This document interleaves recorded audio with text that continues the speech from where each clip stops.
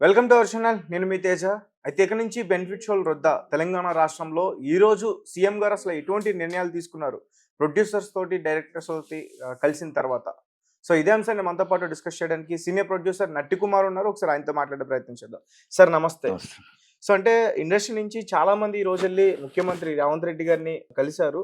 So అంటే బయటకు వచ్చిన తర్వాత ఈ బెనిఫిట్ షోల గురించి టికెట్ల రేట్ల గురించి మాట్లాడతారు అనుకున్నాం కానీ ఒక తెలుగు సినిమాని ఇంటర్నేషనల్ లెవెల్లో ఎలా తీసుకెళ్లాలో దాని గురించి ఈ రోజు కలిసామని చెప్పేసి దిల్ రాజు గారు ఒక్కరే మాట్లాడారు. మిగతా ఎవరు కూడా అంటే మాట్లాడలేదు. తెలుగు సినిమాని ఇంగ్లీష్‌లో చేద్దాం అనుకున్నారా? లేకపోతే ఏంటి? ఇప్పుడు తెలుగులో ఇంటర్నేషనల్‌లోనే ఉంది. ఉమ్, తెలుగు సినిమాని ఇంటర్నేషనల్‌లోనే చేద్దాం ఇంటర్నేషనల్‌లో ఉంది ఇప్పుడు. ఇంటర్నేషనల్ లెవెల్‌లో ఉంది. అంటే ఇంగ్లీష్‌లో తెలుగు సినిమాని చేద్దాం అనుకున్నారా ఏంటి? నాకు అర్థం కాలే. ఇప్పుడు మీరు 'దిల్ రాజు' గారు మాట్లాడిన మాటల్లో నేను చూడలేదు. నాకు అర్థం కాలే. ఉమ్, తెలుగు సినిమాని ప్రపంచంలో ఇంటర్నేషనల్‌లో తీసుకెళ్ళి పెడదాం అనుకున్నారా? లేపోతే తెలుగు సినిమాని ఇంగ్లీష్‌లో చేద్దాం అనుకున్నారా? ఎందుకంటే తెలుగు సినిమా ఇండస్ట్రీని ఈయన చెప్పకముందే ఎప్పుడో ఇండస్ట్రీని తీసుకెళ్ళి తెలుగు ఇండస్ట్రీ ప్రపంచంలో చిత్రపటంలో పెట్టింది. ఆస్కార్ అవార్డు గ్రహీత రామ్ చరణ్ గారు, ఆల్రెడీ రాజమౌళి గారు, ఆల్రెడీ జూనియర్ ఎన్టీఆర్ గారు. మొత్తం కలెక్షన్స్లో ప్రపంచంలో తీసుకొచ్చి ప్రపంచ పటంలో పెట్టింది అల్లు అర్జున్ గారు. ఇప్పుడు ఎక్కడ చూసినా అల్లు అర్జున్ గారు పుష్ప 2.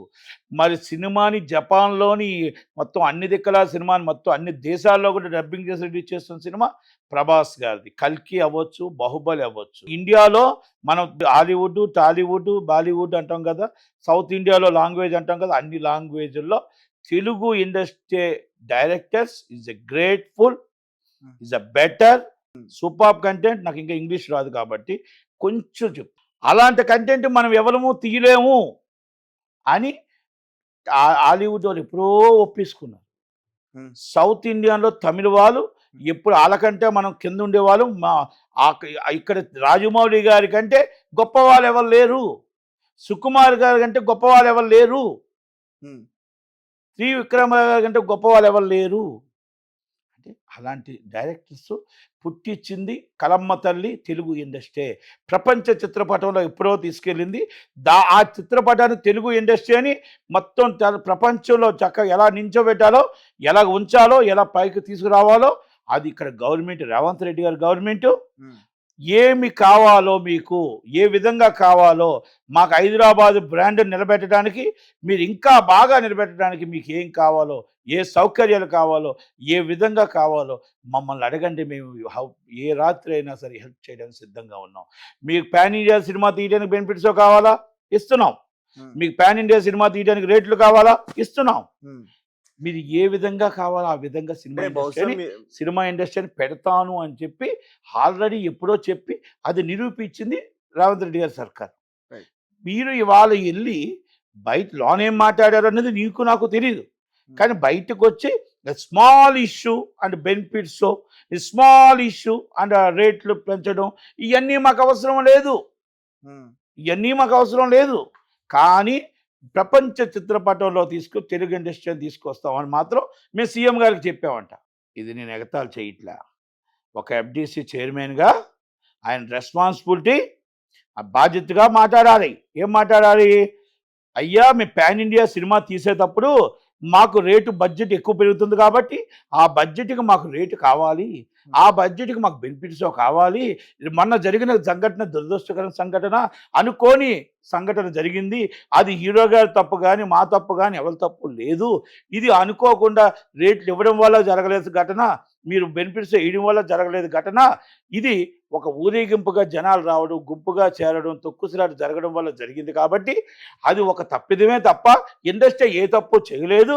కనుక పెద్ద మనసుతో ఆలోచించి మళ్ళీ ఇంకొకసారి సీఎం గారిని కలుస్తాం. రేపు పండగ ఉంది, ఆ పండగలో మాకు బెనిఫిట్స్ రేట్లు రావాలి. బెనిఫిట్స్ రేట్లు రాకపోతే దాదాపు 2 రాష్ట్రాలు 100 కోట్లు నష్టపోతాం. కనుక ఇప్పుడు ఈ సందర్భం కాదు ఇది. మీరు మాట్లాడే సందర్భం, మీరు అడిగే సందర్భం ఇది కాదు. మేము ఇంకొక టైంలో సీఎం గారు టైం తీసుకొని రిక్వెస్ట్ చేసుకుంటాం. పెద్ద మనసుతో అసెంబ్లీలో మాట ఇచ్చారు, కానీ పెద్ద మనసుతో మేము ఒక్కసారి ఆలోచించమని మళ్ళీ రిక్వెస్ట్ చేసుకుంటామని చెప్పవలసిన బాధ్యత ఆయనకుంది. ఒకవేళ అలా కాదు, మాకు చిన్న ఇష్యూ, మాకు రేట్లు వద్దు, వదిలేయండి. వదిలేయమని అనౌన్స్ చేయండి ఆయన్ని. రేపు 2 రాష్ట్రాల్లో మాకు రేట్లు వద్దు, మేము ప్రజలకు ఈ ప్రకారంగా రేట్లకు ఇస్తాం, మేము ఈ ప్రకారంగా మేము సినిమా రిలీజ్ చేస్తాం, పండక్కి అందుబాటులో ప్రజలందరికీ ఈ రేట్లోనే ఇస్తాం అని అనౌన్స్ చేయమనండి. మనం అహంకారంతో మాట్లాడకూడదు, ఆలోచనతో మాట్లాడాలి. ఆలోచనతో రిక్వెస్ట్ పరంగా మనం మాట్లాడి ఆ రేట్లు మనకి ఇప్పుడు కాదు, సందర్భంలో మళ్ళీ సీఎం గారిని కలిసి మా బాధని మా కష్టాన్ని తెలియపరుచుకుంటాం. ఆయన ఆవేశంలోని ఆయన ఆలోచనతో జరిగిన సిచ్యువేషన్లో అసెంబ్లీలో అనౌన్స్ చేసింది వాస్తవమే. కానీ ఆ సందర్భంలో రేట్లు పెరగడం వల్ల, బెనిఫిట్స్ రావడం వల్ల అక్కడ ఆమె చనిపోలేదు కనుక తొక్కుసులాట ఇవన్నీ జరిగి జనాలు ఊరేగింపు రావడంతో జరిగింది. కాబట్టి ఈ రోజుని మేము వెళ్ళనివ్వం, కంట్రోల్ చేసుకుంటాం. ఈ రోజుని రానివ్వం, మేము కంట్రోల్ చేసుకుంటాం. ఈ క్రౌడ్ని కంట్రోల్ చేసుకుంటాం. మేము అన్నీ కూడా మేమే బాధ్యత తీసుకుంటాం. Please request and increasing rates. పెద్ద సినిమా బతకాలి, చిన్న సినిమా బతకాలి, చిన్నవాడు బతకాలి, పెద్దవాడు బతకాలి, ఇండస్ట్రీ మొత్తం ఎంప్లాయ్మెంట్ బతకాలి దయచేసి అని చెప్పవలసిన బాధ్యత ఎఫ్డీసీ చైర్మన్గా మీ మీద ఉంది. కానీ స్మాల్ ఇష్యూ, ఇది బిగ్ ఇష్యూ, నన్ను ట్రోల్ చేయకండి, అది కాదండి. మీరు చేస్తున్న యాటిట్యూడ్స్కి అహంకారంతో మాట్లాడుతున్న మాటలాగా ఉన్నాయి. దిల్ రాజు గారు కనుక నిజంగా మీకు ధైర్యం ఉంటే అనౌన్స్డ్ ఇమ్మీడియట్లీ మాకు రేట్లు వద్దని అనౌన్స్ చేయండి. 2 రాష్ట్రాల్లో 100 కోట్లు తేడా వస్తుంది. రేపు సంక్రాంతి సినిమాలకి 100 కోట్లు తేడా వస్తుంది. ఒక గేమ్ చేంజర్కి 60 కోట్లు తేడా వస్తుంది. అర్థం చేసుకోండి. అంతే తప్ప మనం ఏదో మాట్లాడకూడదండి. మనం సీఎం గారు ఆల్రెడీ రేవంత్ రెడ్డి గారు అసెంబ్లీలో ఆయన మాట్లాడారు, ఇక నుంచి బెనిఫిట్ షోలు రద్దు చేస్తాం, టికెట్లు పెంచే పరిస్థితి కూడా లేదంటూ కూడా కొన్ని విషయాలు మాట్లాడారు ఆయన అసెంబ్లీలో. ఆ మాటలను నేను వెనక్కి తీసుకోను అంటూ కూడా ఆయన చెప్పేశారు. ఈ రోజు కూడా ఇదే చర్చ జరిగిందంట. కానీ ఆ విషయాన్ని ఎందుకు మరి వీళ్ళు చెప్పట్లేదు?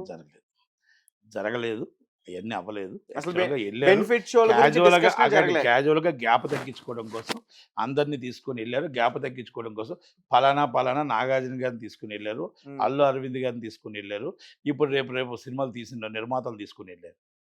గ్యాప్ తగ్గించడం కోసం ప్రపంచ చిత్రపటంలోకి ఎక్కిస్తాం, మొత్తం సినిమా ఇండస్ట్రీని హబ్గా తీరుస్తాం, మేము మీకు సహకారం చేస్తాం, మీకు సపోర్ట్ చేయండి, డ్రగ్స్ కంట్రోల్లో కానీ మా తరపు నుంచి హీరోలందరితో మీకు మొత్తం వీడియోలు చేయిస్తాం, మా తరపు నుంచి ఏ సహకారం కానీ అందిస్తాం, మేము గద్దర్ అవార్డులు కూడా పూర్తి సహకారం ఇస్తాం. ఇలాంటివన్నీ జరిగాయి. ఈ సందర్భాలన్నీ జరిగాయి. మళ్ళా మీతో అందరినీ కలుపుకొని ఒకటి తీసుకొస్తాం, మంత్రివర్గ ఉపసంఘం వేస్తున్నాం, బట్టి విక్రమార్క గారు ఉంటారు, మీరు దాంట్లో మా వాళ్ళు కూడా మినిస్టర్లు ఉంటారు, మీ వాళ్ళు కూడా ఉండి దగ్గరుండి మీకు ఏమేం కావాలో, ఎలా కావాలో, ఇండస్ట్రీని ఎలా డెవలప్ చేసుకోవాలో మాకు మీరు టోటల్గా మేము అడిగింది మిమ్మల్ని ఆస్తులు అడగలేదు, మాకు మా డ్రగ్స్ అనే మహమ్మారిని ఎలా తరిమి కొట్టాలి, ఇలాంటివన్నీ కూడా హ్యాట్స్కి మాకు అన్నింటికి సపోర్ట్ చేయండి అండ్ ప్లీజ్ రిక్వెస్ట్ అని చెప్పడం జరిగింది. ఇది జరిగిన సిచ్యువేషనే తప్ప ఆయన అన్నట్టు స్మాల్ ఇష్యూలు బిగ్ ఇష్యూలు ఏమీ లేవు. దాన్ని గ్యాప్లో ఏంటంటే ఒక్కసారి పరిచయం చేసినప్పుడు ఆయన చూడండి పుష్ప ఫాదర్ గారు, అల్లు అర్జున్ గారి ఫాదర్ గారు, ఆయన చూడండి నాగార్జున గారు ఎన్ కన్వెన్షన్ అని ఇండైరెక్ట్గా చూపించారు. అంతే, అంటే చూపించారు. చూపించి దయచేసి మేము అందరం వాళ్ళకి సపోర్ట్గా వచ్చాం కాబట్టి ఇది గ్యాప్ తగ్గించండి, గ్యాప్ తగ్గించి పెద్ద మనసుతో మళ్ళీ మేము కలుస్తాం మీకు అని చెప్పారే తప్ప అంటే చెప్పలేదు. అది కూడా వాళ్ళ మనసులో వాళ్ళు అనుకున్నారు, ఆయన ఊహించుకున్నాడు, అయిపోయింది. ఓకే అమ్మ నేను వెళ్తున్నా, నాకు ఆల్రెడీ సిడబ్ల్యూసీ మీటింగ్స్ ఉన్నాయి కాబట్టి వెళ్తాను, ఎనీ టైమ్ ఈజ్ వెల్కమ్, మీరు ఎప్పుడైనా రావచ్చు, ఎప్పుడైనా నాకు తలుపులు తెరిచే ఉంటాయి, ఎనీ టైమ్ ఇది వర్క్ కావాలంటే హెల్ప్ కావాలంటే నేను చేయడానికి మా గవర్నమెంట్ సిద్ధంగా ఉంటుంది, మేము సిద్ధంగా ఉంటాం, బట్టి విక్రమార్క గారు చైర్మన్గా దీన్ని కమిటీ వేస్తున్నానని చెప్పేసి చాలా చక్కగా నవ్వుతూ వెళ్ళాడు. ఎందుకంటే ఆయన అలాంటివన్నీ వీళ్ళేదో ఊహించుకుని ఆయన పట్టించుకోడు. ఎందుకంటే మంచి మనసున్న వ్యక్తి, పనిచేసే వ్యక్తి, వర్క్ చేసే వ్యక్తి. కాంగ్రెస్ పార్టీకి ఎప్పుడు మంచి చేయడమే తెలుసు, చెడు చేయడం తెలియదు. ఒక రాజకీయ ప్రతిపక్ష నాయకుడితో చేతులు కలిపి కొంతమంది మా సినిమా వాళ్ళు ఆయన్ని తిట్టించారే తప్ప, ఆయన ట్రోల్ చేశారే తప్ప ఏంటి ఇది ఒప్పుకోక తప్పదు. సిగ్గుతో అది కూడా ఆయన అడగలేదు. అంత మంచి మనిషిని మనం ట్రోల్ చేయించారే, మన వాళ్ళు ఇంత దారుణంగా చేశారే, అయినా కూడా మనం ఖండించలేకపోయామే, ఖండించే మనసు కూడా మనకు లేదే అని అక్కడ ఉన్న 36 మంది అనుకున్నారంట. వాళ్ళు అనుకున్నారంట. అసలు ఖండించలేకుండా మనం వెళ్ళామే, అసలు మనకు అంత మంచి మనిషిని మనం ఇలా చేసామా అని వాళ్ళు డిస్కస్ చేసుకున్నారంట. ఇది వాస్తవం. ఎందుకంటే మనసు ఉంటుంది కదా, ఆ మనసు ఉన్నప్పుడు ఆయన ఎదుర్కొంటే అంత ట్రోల్ చేస్తుంటే కూడా మన సినిమా ఇండస్ట్రీని ఖండించలేదు కదా. ఖండించలేనప్పుడు వెళ్ళాం, ఎదురుగుంట నించున్నప్పుడు ఆయన నవ్వుతూ మనకు ఏం కావాలో మాట్లాడుతుంటే సిగ్గుతో తలదించుకుని ఎలాగ నించుకొని బాధతో బాధతో ఇది 100% ఇంత మంచి మనిషి మనకి ఇండస్ట్రీకి ఏం కావాలంటే అది చేస్తున్న మనిషికి అలాంటి వాళ్ళని మనం ట్రోల్ చేస్తుంటే పట్టించుకోలేదు అన్న ఒక ఫీలింగ్ ఉంది. కానీ దిల్ రాజు గారికి ఆ ఫీలింగ్ కూడా లేదు. హ్మ్. ఆ, ఎందుకంటే ఎఫ్డిసి చైర్మన్ ఇటు ఫీట్ చేస్తే అటు బాధ, అటు ఫీట్ చేస్తే ఇటు బాధ. హీరో డేట్స్ ఎవరో అని ఆయనకి భయం. హ్మ్. అదే చెప్తున్నాను కదా, ఆయన అది కూడా సీఎం గారు ఇల్లు కలమంటేనే కలిశాడు, లేకపోతే కలలేదు. అంటే డబల రాజకీయాలు భజన పనులు ఉండకూడదు. ఎప్పుడు కూడా నిజాయితీగా నీతిగా మనం పదవి తీసుకున్నామంటే పదవితో ఉండాలి.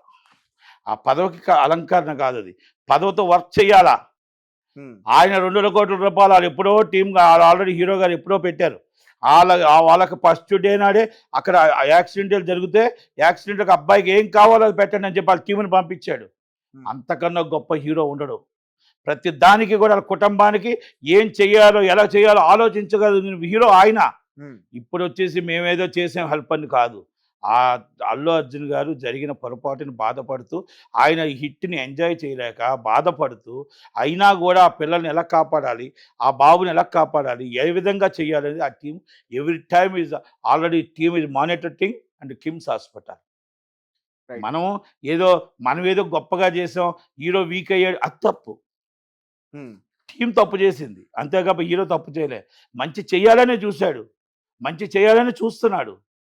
ఆలోచించాలి. అంతే తప్ప మనం ఏదో ఇష్టం వచ్చినట్టు మాట్లాడుకోవడం గాని కరెక్ట్ కాదు అనేది నా ఉద్దేశం.